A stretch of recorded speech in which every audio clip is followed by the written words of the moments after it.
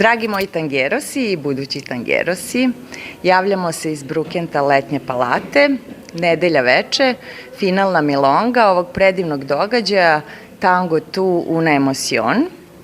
Razgovaramo sa Maude i Andresom, oni su nastupali večeras, inače su prethodnih dana držali časove. I will switch in English. Dear Maude and Andres, it's a great pleasure and honor to speak with you and to present you to our community in Serbia and in all Balkan countries. So tell us something about your personal tango experience. That is always the first question I ask. How did you decide to dance tango? You want to start? I start, okay. So my background is ballet, so I was dancing professionally in a ballet company, and I had a friend, colleague dancer, who had a friend visiting him, and that one friend was visiting Hamburg to attend a tango marathon, and offered us to come by and just have a drink and have a look at the dancing, and so we did that, and as I saw it for the first time, I fell in love with it right away, and that's how I decided to start. So we went casually to some tango classes, and then a few years later I really started full time with tango. Where are you from? I am from Switzerland, yes, from the French-speaking part, from Lausanne, yes. And how is tango community there? Actually, I must admit, I don't know a lot about the community in Switzerland. I have been dancing maybe only 2 or 3 times, because I live in Hamburg, in the northern of Germany, and I've been there since 2007. So this is also where I started tango. I started tango in Germany, so I can tell you a bit more about the Hamburg community. Yes, we are working there, Andres and I. We have one class every week, and you have a practica and milonga. I would say it's there are various dancers from all age and all levels, so we try to connect with them in our class and practica. Our class is intermediate advanced, but in your practica you can have all the levels. They can come alone, and we try to have a mix of everything. Nice. Should I continue? Okay. Yes. Well, for me, was a bit different because I started when I was 15 years old, and it wasn't my wish to start, to be honest. I had my cousin needed a dance partner, and then she pushed me to go to a class with her, and to be honest, was not so interested for me to join a tango class, because I was just a normal boy. Yes, you could connect with No, I was very young, and I was just playing soccer and also playing with my band, because also I play the guitar. And then when I was in high school, there was this group of students going to a class after class, and then with them was more. It was more fun to not just because of the tango, but the fact of going and sharing something together. And I started. My background is more like stage style, because I started directly on the stage, and then when I was 20, I started to go to Buenos Aires and taking classes, and because I'm from La Plata, it's a city, it's 1 hour from Buenos Aires, and then I started to take classes about how to lead and attending some milongas, and then I met my second dance partner, and then we started to travel, and always more like on the stage side. And then with the time we started to make some tours and doing some classes, so I had to learn the way how to teach and to do more like salon style, because that was more demanding. People wanted to have classes and everything, and that's why I started to do more salon. And what do you prefer, escenario or salon? When you perform, what do you prefer? I would say I like teaching, but I like more the artistic part of tango. So this was something that I really wanted to keep during these years, to keep this artistic style and creating and dancing on the stage. But I cannot say that I don't like teaching. Of course I like teaching, but for me the artistic part of tango, it makes a lot of fun.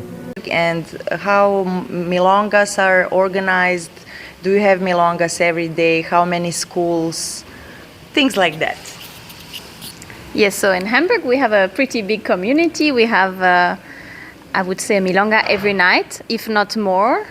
If it's not a milonga, then it's a practica. You also have your practica after our class on Monday. So you can go dance a lot in Hamburg, that's for sure. And there are quite a few schools, I would say, like studios or places you can rent between 10 and 15. Like many things happening. Many options in Hamburg yes, if you want yes, to come and dance. Exactly. And there are people from different ages and levels, so it's nice to come around nice and have a option look. to visit if you Exactly, want and the city is beautiful. Hamburg is a lovely city. we have yes, to visit. Definitely. And concerning age, do you have young tango community as well, like 15, 17, 20?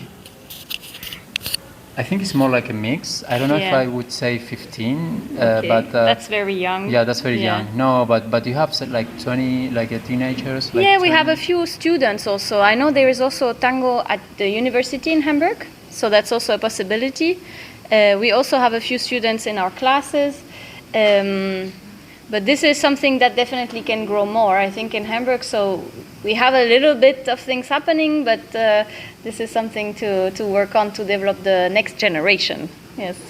Yeah, the main question is how to attract young people to dance tango, because it's for them quite boring. When I speak with younger generation, they're like, oh, I cannot dance on this music, it's too much. But when I'm following different Facebook pages, I can see some interesting events that are not on traditional music, but like tango rave, nuevo. So maybe this is the way to attract them, because of course they cannot really relate to the music from 1925, for example. Yeah. This is a topic that we can think about. Yeah. How to, because at the end, tango needs new generations to continue. So, Well, but you did some flash mobs in Hamburg to attract people, no? Exactly. Like dancing on the street and showing to them that it's not just about this music. Of course, you have all songs, but you have a lot of new orchestras, new sounds. So it's just to find a way how to communicate to them that tango is always alive and always changing and developing. So I think that will be our task as a teachers. Yeah, and also in Hamburg, but not only in Hamburg, in all of Germany, there's an association called Pro Tango, and this is also trying to promote the tango, so it helps give a voice to the people working with tango, but it's also trying to find solution to that, let's say, problem of continuing the tango with the next generation. And we have a group in Hamburg that does exactly what Andrey has said. We go do flash mobs, we try and like attract the people, but then the question is, if they come once, how do they stay? So I think this is exactly what you were asking about. How do we keep them? Maybe with different musics, if they are a little bit, let's say... It's also a problem of learning how to keep them, because tango, we have to agree, it needs a lot of work and self-discipline and time to develop. And nowadays people are like express, short, everything to be like, if they can learn everything in 1 month, this is impossible with tango. Yeah. So maybe to think about different approach, how to made it simple for them, at least in this beginner phase, because this is the most complicated, the most difficult phase. Well, I think as a teacher, you have to transmit this value about in order to progress or to find some goals. You need to be persistent. You need to be consistent. So this is something that the teachers, they need to transmit to their students. No, that if you want to be good, you have to spend time. You have to spend time and you have to practice. That's why we have this practica on Monday in Hamburg. It's an open space for everyone to come and just to use the space to practice. No. And also, I would like to add, of course, everything goes fast nowadays, but I think also some people are now also aiming at maybe slowing down, even the younger generation. And tango has really something special to offer, which is a connection to another human being. So it's not being on your phone and everything fast, but it's like taking a break actually from that virtual life and really connecting to someone, to the music, to the community. Engaging in a exactly, real life, exactly, in a moment, in a being community. there in a moment. Exactly, and I think this can bring a lot to people because they realize they belong to something bigger or to a community. Yeah, I like that idea. So maybe we can try and sell this to the younger generation. Yeah, well, I wish you luck. Okay. Thank you. And how did you two meet? Two of you, how did you meet? So we met in Hamburg because we both live in Hamburg. I was there before you, and then you came, and I think it was during Corona. yeah, we that- decided to That all the teachers in Hamburg they decide to do a kind of video for the community. Exactly. And then we said, well, let's just be part of this video, and then I think we did a little choreography. And then since then we started to do some online classes because at that moment doing classes was impossible. So we started to do some online classes. And then when everything restarted, we just said, well, why we don't just continue doing the classes? And that's why we started these classes on Monday. So I have to congratulate you for a beautiful performance, and also to ask you how much time do you need to prepare a performance like this? It was so complicated with very various combinations of figures. So how much time do you usually need? So, I mean, I would say we are lucky in a way because we work every week together. So we dance regularly for like 6 or 7 years, which gives us a little advantage. So I feel like we understand each other pretty good. But of course, if we prepare a show, I don't know, maybe we met like 4 times. yeah. Like specially to prepare this, so for an hour. And then we dance a little bit, we improvise, we talk about what we want to put in the dance, which songs we want to do. Who is choosing the music? I think both. Yeah, we did it together. First, we thought about the structure of the whole performance and the levels we wanted to have, and then based on that, we said, okay, it's better to start with something like this, and then moving to something like that. And that's Usually we have a playlist with various songs, and then we're like, oh, this one was nice. Like when something nice happens, we're like, oh, let's go for that one. Then like we improvise on it, and if we like it, we keep it. yeah. Nice. And do you like is it the first time that you are performing here? Do you like in Romania?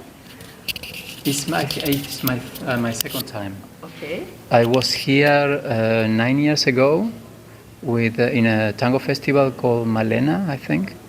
That was 8 years ago, and this is my second time, but I think it's really nice. Tango festival here in Avrig or somewhere else? It was another city, but I don't... Timișoara, maybe? Maybe. Sorry, I don't remember the city. Okay. But Never mind. But you already met people from here. You have met. Yeah.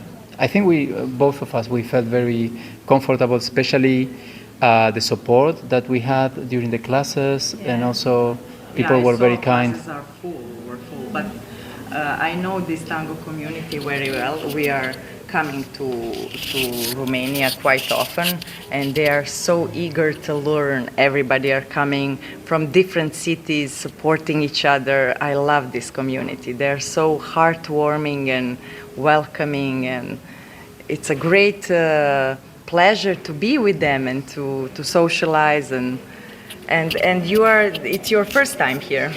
Yes. So I have already been to Romania, but it's my first time performing here in Romania and at this festival. And I can only confirm what Andres has said. So we felt absolutely welcome and like really warm welcome. So this was lovely. And we hope to be back. Yeah, why not? Have you been to Belgrade, maybe? I haven't been yet. Not yet. I think no. No? No. We have this, the very huge Belgrade Tango Yeah. Encuentro. You maybe heard about it. Of course. This year was more than 2,000 people in Belgrade from all over the world. So I hope we will meet someday. I was this Orquesta Bel Tango, for sure Yes. you know.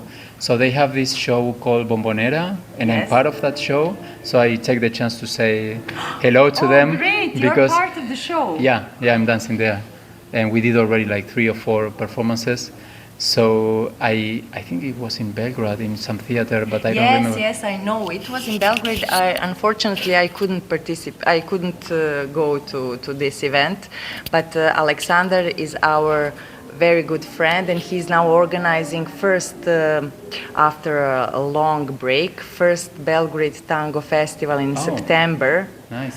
So he's trying to revoke memories from 1998 and 2000 when he started Belgrade Tango Festival in Belgrade. And he will do it in 2 places, at Belgrade and Novi Sad. So we are looking forward to go to this. And this I find event. so interesting the way how they mix like tango and this Balkan rhythm. Yes, So I yes. think it matches really good. It's very powerful. They are really nice. So Yeah, they are very good, talented musicians, and they wrote a lot of interesting compositions. Maybe you heard St. George Kills the Dragon. This is something amazing. Look it up on YouTube. okay, we will. It's great. It's just like a mixture of symphonic music and also of tango beats. So it's amazing. But I'm so glad that you're part of Bombonera. Oh, nice. Well, thank you very much for this conversation. Thank you for having us. Thank I you. hope Thank you, to see you again soon somewhere. Yeah, hopefully we will visit now Serbia Yes. someday. That would be nice. Yeah, That would be we nice. have a very, very big and young tango community. And also we have tango communities, not just in Belgrade, but in other cities as well. And very nice small events in Novi Sad, Kraljevo, Vrnjačka Banja, Niš, Zaječar. So maybe someday you decide to come. Anyway, we will stay in touch and we will send you some interesting informations about the events. Thank you again and you. congratulate you. Thank you for the Thank interview. you. Dragi moji tangerosi, vidimo se opet nekom zgodom. Ćao!